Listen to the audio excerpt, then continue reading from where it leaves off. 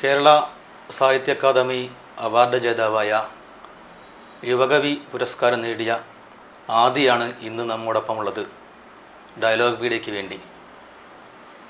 ആദി ഒരുപക്ഷെ കേരളത്തിലെ ആദ്യത്തെ യുവ ക്യൂർ കവിയും കൂടിയാണ്.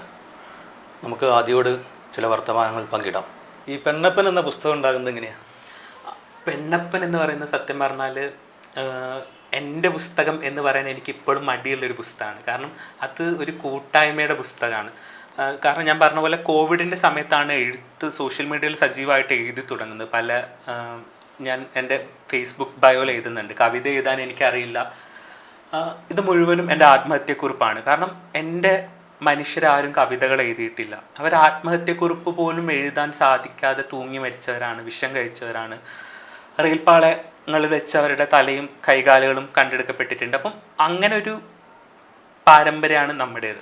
അപ്പം അതുകൊണ്ട് തന്നെ ഒരു ഘട്ടത്തിൽ ബി.എഡിൻ്റെ സമയത്ത് നേരിടുന്ന വലിയ തോതിലുള്ള വിവേചനങ്ങൾ, ഉന്നത വിദ്യാഭ്യാസ സ്ഥാപനത്തിനകത്തുന്ന വലിയ തോതിലുള്ള വിവേചനങ്ങൾ 2 വർഷം അതിൻ്റെ ലീഗൽ ഫൈറ്റിനകത്തൊക്കെ ആയിരുന്നു. അപ്പം ആ വർഷം സത്യം പറഞ്ഞാൽ എൻ്റെ ലേഖനങ്ങളൊക്കെ, രാഷ്ട്രീയ സ്വഭാവമുള്ള ലേഖനങ്ങളൊക്കെ ചേർത്ത് വെച്ച് ഒരു പുസ്തകം ചെയ്യാനുള്ളൊരു പ്ലാനിലായിരുന്നു. അപ്പം ആ സമയത്താണ് ഈ പ്രശ്നങ്ങളൊക്കെ വരുന്നതും അത് ചെയ്യാൻ പറ്റാതിരിക്കുകയും ചെയ്തു. അപ്പം എന്തെങ്കിലും പ്രൊഡക്റ്റീവായിട്ട് ആ വർഷം ചെയ്യേണ്ടതുണ്ട്. കാരണം ആ വർഷം മൊത്തം വളരെ മെൻ്റൽ ഹെൽത്തിൻ്റെ അടിസ്ഥാനത്തിലാണെങ്കിലും വളരെയധികം എക്സോസ്റ്റിംഗ് ആയിട്ടുള്ള, വളരെയധികം പ്രശ്നം അനുഭവിച്ചൊരു കാലമാണ്. അപ്പം എന്തെങ്കിലും എൻ്റേതായിട്ട് അടയാളപ്പെടുത്തേണ്ടതുണ്ട് എന്ന സുഹൃത്തുക്കളുടെ നിർബന്ധത്തിൻ്റെ ഭാഗമായിട്ട് സുഹൃത്തുക്കൾ തന്നെ ഞാൻ എഴുതിയ സോഷ്യൽ മീഡിയയിലെ പല കുറിപ്പുകളൊക്കെ സമാഹരിച്ചിട്ടാണ് അത് അങ്ങനെ അടുക്കി വെക്കുന്നത്. അപ്പം എൻ്റെ പുസ്തകം എനിക്ക് പറയാൻ ഭയങ്കര ബുദ്ധിമുട്ടാണ്. കാരണം എൻ്റെ സുഹൃത്തുക്കളാണ് ആ കവിതകളൊക്കെ സെലക്ട് ചെയ്യുന്നതും അതിന് തലക്കെട്ടുകൾ പലതിനും കൊടുക്കുന്നതും ഒക്കെയും എൻ്റെ വളരെ അടുത്ത കുറച്ച് മനുഷ്യർ ചേർന്നിട്ടാണ് ആ പുസ്തകം സാധ്യമാവുന്നത്. ആദ്യം ഒരു ക്യൂർ വിദ്യാർത്ഥിയാണ്. ഇപ്പോഴും ഒരു ക്യൂർ വിദ്യാർത്ഥി നേരിടുന്ന പ്രശ്നങ്ങൾ ആദ്യം നിരവധി സ്ഥലത്ത് പറഞ്ഞിട്ടുമുണ്ട്. എന്നാൽ കൂടി പറയുകയാണ്, ഈ പഠനകാലത്തും പിന്നെ ആദ്യം നേരിട്ട ഈ ക്യൂർ ഐഡൻറ്റിറ്റിയിൽ നിൽക്കുമ്പോൾ ഉണ്ടാകുന്ന പ്രശ്നങ്ങളൊന്ന് ചുരുക്കിയൊന്ന് പറയാം. ഒരു വിദ്യാർത്ഥി എന്ന നിലയിൽ ഞാൻ മനസ്സിലാക്കുന്ന, ഒരു ക്യൂർ വിദ്യാർത്ഥി എന്ന രീതിയിൽ ഞാൻ അനുഭവിക്കുന്ന പ്രശ്നം എന്ന രീതിയിൽ ഞാനതിനെ കാണുന്നില്ല. മറിച്ച് ഞാൻ എന്ന് പറയുന്നത് കേവലം എൻ്റെ ലൈംഗികതയോ എൻ്റെ ജെൻഡറോ മാത്രം അല്ല എന്നാണ് ഞാൻ വിശ്വസിക്കുന്നത്.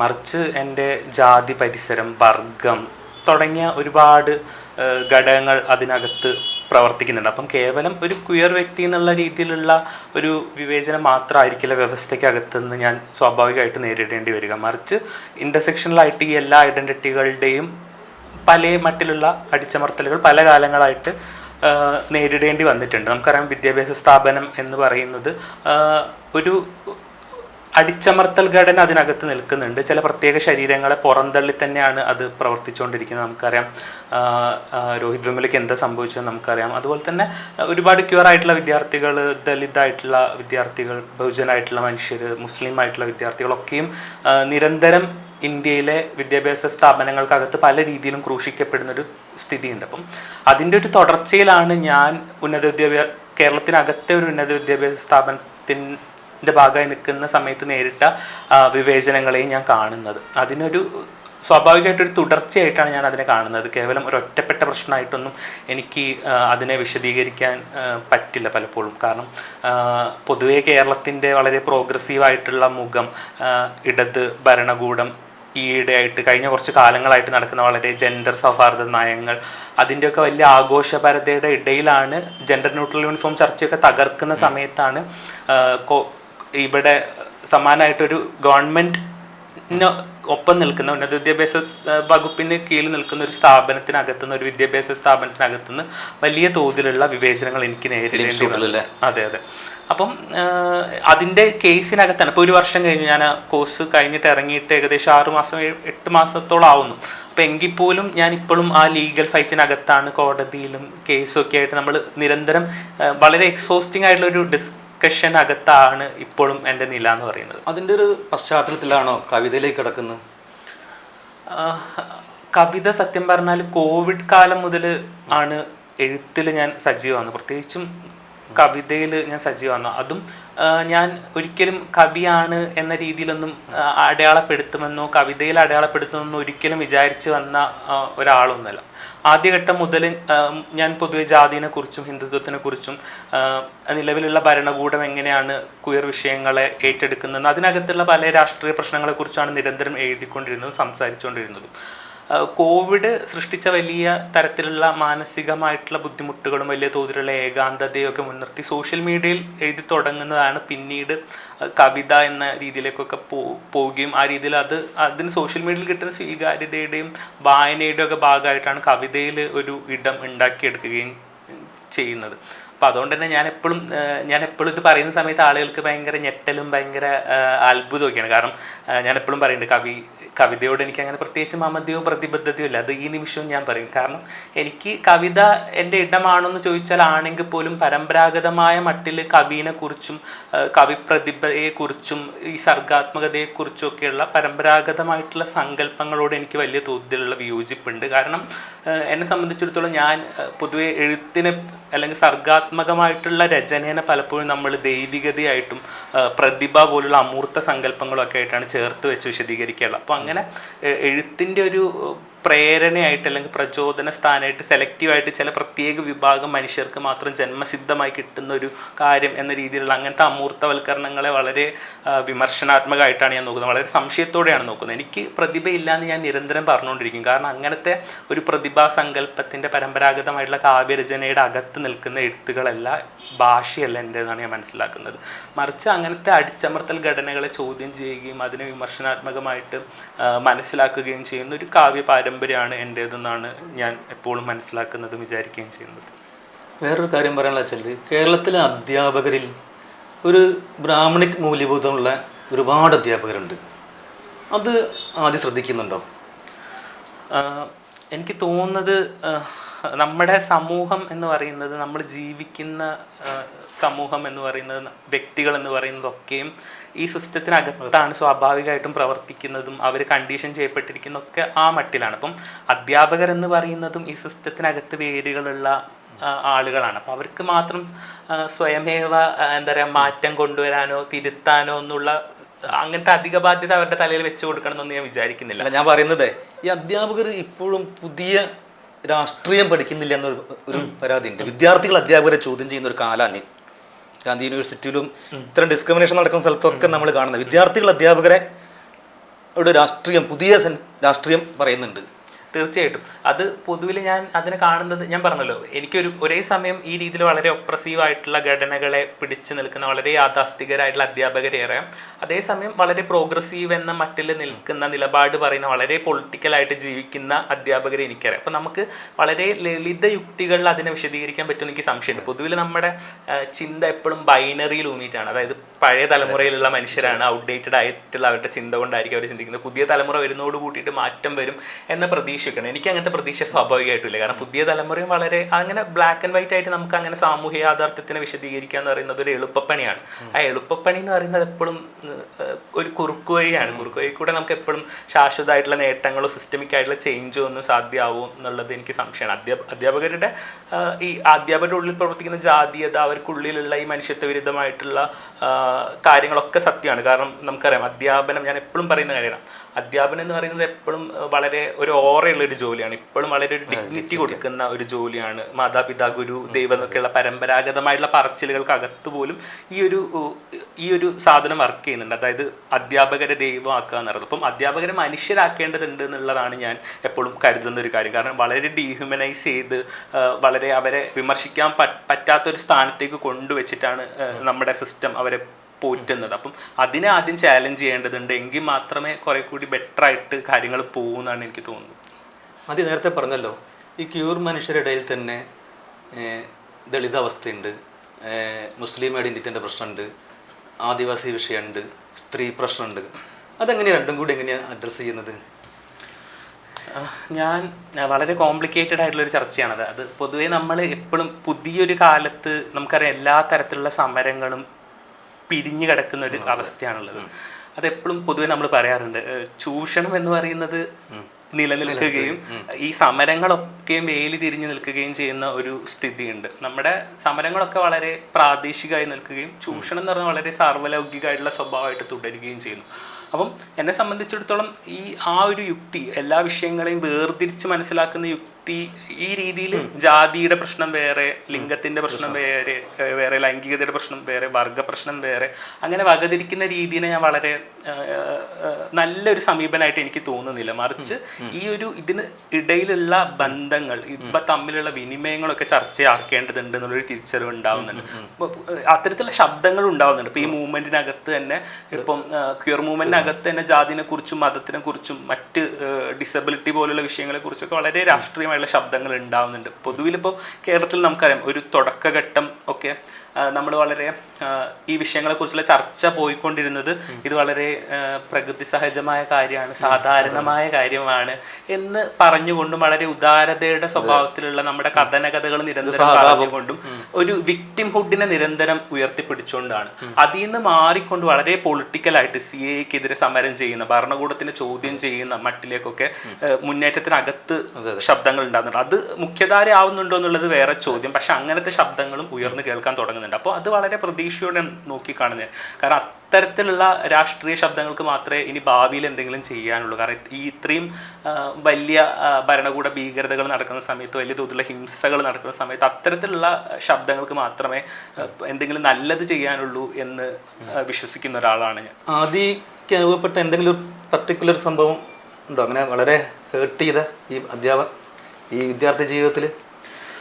അങ്ങനെ പ്രത്യേകമായിട്ടുള്ള അനുഭവം എന്നുള്ള ഒരുപാട് എന്താ പറയാ, സെന്ററിൽ സാറായിട്ട് എന്തോ ഒരു പ്രശ്നം ഉണ്ടായിരുന്നു? അല്ല, ഓരോ ഘട്ടത്തിനനുസരിച്ച് പല ചെറുപ്പകാലം മുതലേ വിദ്യാഭ്യാസ സ്ഥാപനമായിട്ട് ബന്ധപ്പെട്ടും അല്ലാതെയും സാമൂഹ്യ ജീവിതമായിട്ട് ബന്ധപ്പെട്ടൊക്കെ പല തരത്തിലുള്ള വിവേചനങ്ങളും അടിച്ചമർത്തലുകളും ഒക്കെ നേരിട്ടുകൊണ്ട് തന്നെയാണ് സർവൈവ് ചെയ്ത് നമ്മളിപ്പോൾ ഈ കസേരയിൽ വന്ന് ഇരിക്കുന്നത്. അപ്പം ആ രീതിയിൽ ഞാൻ ആ സമയത്ത് ജാതിയുടെ ഒരു പ്രശ്നം ഉണ്ടാവും എല്ലാത്തിൻ്റെയും. ഒരു ബഹുജൻ വ്യക്തി എന്നുള്ള രീതിയിലുള്ള ആ ഒരു കാര്യമുണ്ടോ, വർഗപരമായിട്ടുള്ള കാര്യങ്ങളുണ്ടോ, എല്ലാ മറ്റുള്ള വിവേചനങ്ങളും നമ്മൾ നേരിട്ട് വളരെ ഇന്റർസെക്ഷണൽ ആയിട്ടുള്ള ഒരു ഐഡന്റിറ്റിനകത്ത് നിൽക്കുന്നത് കൊണ്ട് തന്നെ ആ മറ്റുള്ള അടിച്ചമർത്തലൊക്കെ സ്വാഭാവികമായിട്ടും നേരിടേണ്ടി വന്നിട്ടുണ്ട്.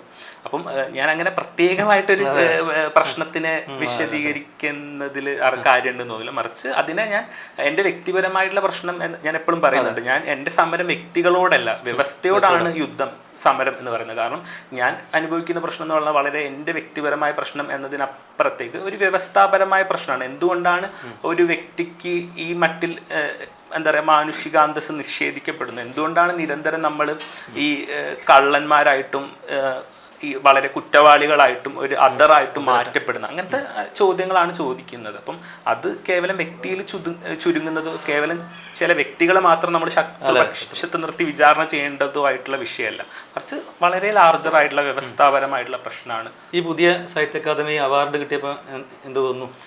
സാഹിത്യ അക്കാദമി അവാർഡ് കിട്ടിയ സമയത്ത് സത്യം പറഞ്ഞാൽ ഒരിക്കലും ഞാൻ പറഞ്ഞ പോലെ തന്നെ കവിത എൻ്റെ ഇടമാണെന്ന് ഒരിക്കലും ആ രീതിയിൽ ക്ലെയിം ചെയ്യാനുള്ള യാതൊരു താല്പര്യമൊന്നും ഇല്ലാത്തതുകൊണ്ട് തന്നെ എനിക്ക് അവാർഡ് കിട്ടുന്നൊന്നും ഒരിക്കലും നമ്മൾ പ്രതീക്ഷിക്കുന്നില്ല. കവിതയിൽ അങ്ങനെ ഒരു സ്പേസ് ഉണ്ടാക്കാൻ പറ്റുന്നൊന്നും നമ്മൾ പ്രതീക്ഷിക്കുന്നില്ല. പിന്നെ ഞാൻ എപ്പോഴും നേരത്തെ പറഞ്ഞ പോലെ തന്നെ കവിതയെ കുറിച്ചുള്ള വളരെ പരമ്പരാഗതമായിട്ടുള്ള വായനകൾ അല്ലെങ്കിൽ പ്രബലമായിട്ടുള്ള ആഖ്യാനങ്ങളൊക്കെ ഈ രീതിയിൽ വളരെ കൺസർവേറ്റീവ് ആയിട്ടുള്ള പല ബ്രാഹ്മണിക്കായിട്ടുള്ള വളരെ അമൂർത്തവൽക്കരണങ്ങളൊക്കെ നിൽക്കുന്ന ഒരു സാധനമാണ്. അപ്പം എന്നെ സംബന്ധിച്ചിടത്തോളം അതിനോട് വിയോജിപ്പ് വലിയ തോതിലുണ്ട്. അപ്പം അതുകൊണ്ട് തന്നെ കവി എന്ന് പറയുന്ന ലേബലിനകത്ത് എന്നെ ഫിക്സ് ചെയ്യുക എന്ന് പറയുന്നത് എനിക്കൊരിക്കലും അതിനകത്ത് ഫിക്സ് ചെയ്യുന്ന പറഞ്ഞാൽ എന്നെ കൊണ്ട് ഒട്ടൊക്കെ അസാധ്യമായിട്ടുള്ള ഒരു കാര്യം കൂടിയാണ്. അപ്പം സാഹിത്യ അക്കാദമിയുടെ അവാർഡ് കിട്ടിയ സമയത്ത് വലിയ സന്തോഷം തോന്നുന്നുണ്ട്. കാരണം വളരെയധികം ചരിത്രപരമായിട്ടുള്ള ഒരു സന്ദർഭമായിട്ട് അതിനെ മനസ്സിലാക്കുന്നുണ്ട്. എങ്കിൽ കൂടിയും ഈ രീതിയിൽ അത് ഒരു അധിക ബാധ്യത കൂടി തരുന്നുണ്ട് എന്നുള്ളൊരു കാര്യമുണ്ട്. കാരണം എല്ലാ തരത്തിലുള്ള എന്താ പറയുക, ഇപ്പം ഈ പറഞ്ഞില്ല ആദ്യത്തെ ക്യൂർ കവി എന്നൊക്കെ, അപ്പം അതൊക്കെയും വളരെ പ്രോബ്ലമാറ്റിക് ആയിട്ടുള്ള ഒരു കാര്യം കൂടി ആവുന്നുണ്ട്. കാരണം നമ്മൾ ഒരുപാട് മനുഷ്യരെ അദൃശ്യതയിലാക്കിക്കൊണ്ടാണ് വ്യക്തിനെ നമ്മൾ അങ്ങനെ ഉയർത്തിക്കൊണ്ടുവരുന്നതൊക്കെ.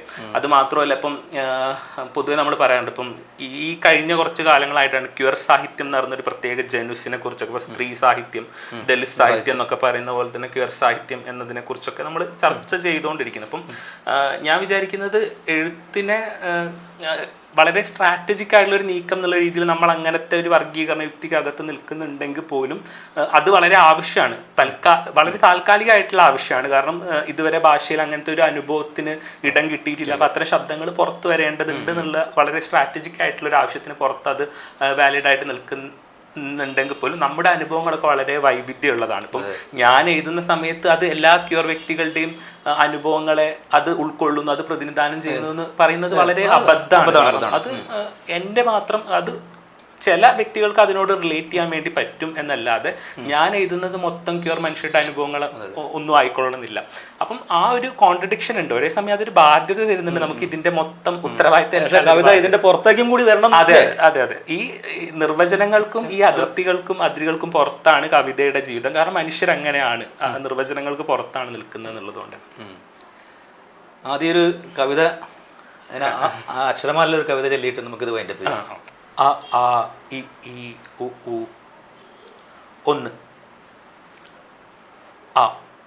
അസാധാരണമാം വിധം ഭാവിയിൽ പെൺകുട്ടിയാകാൻ സാധ്യതയുള്ള എൻ്റെ ശരീരം ആണുങ്ങളുടെ ലോകം ഉപേക്ഷിക്കുന്നു. ആ.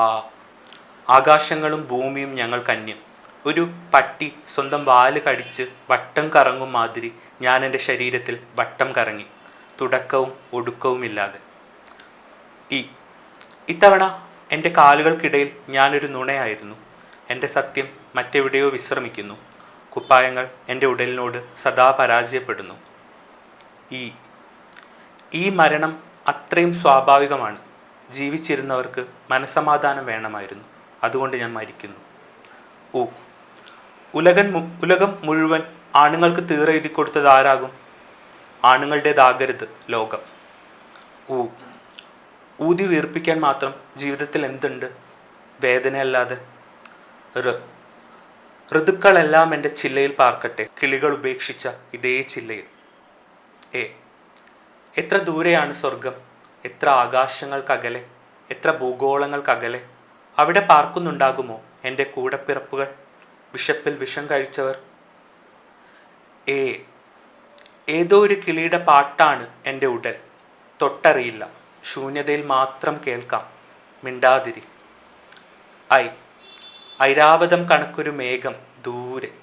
ആകാശത്തിലേക്ക് നീട്ടാം ഞാൻ എൻ്റെ ചില്ല. മാറിപ്പോയേക്കുമോ, കൂട്ടുകൂടാതിരിക്കുമോ? ഒരിടത്ത് എന്ന് തുടങ്ങുന്ന കഥയിൽ നിങ്ങൾ എന്നെ കണ്ടെത്തില്ല. എനിക്ക് ഭൂമിയിൽ ഇടമില്ല. ഓരോ ചലനങ്ങളിലും ഞാൻ പ്രേതം. ശരീരങ്ങളുടെ നടക്കാത്ത ആഗ്രഹങ്ങളാണ് പ്രേതങ്ങളായി ഭൂമിയിൽ വട്ടം ചുറ്റുന്നത്. ഔഷധങ്ങളൊന്നും എൻ്റെ ശരീരത്തിന് ഏൽക്കില്ല. സ്നേഹം ചികിത്സിച്ചേക്കാം, ഉണക്കിയേക്കാം ഈ മുറിവ്. തൊട്ടൂടെ സ്നേഹത്തോടെ എൻ്റെ ഉടൽ വല്ലപ്പോഴും? കണ്ടൂടെ അത്? അമ്മേ. നന്ദി. സന്തോഷം.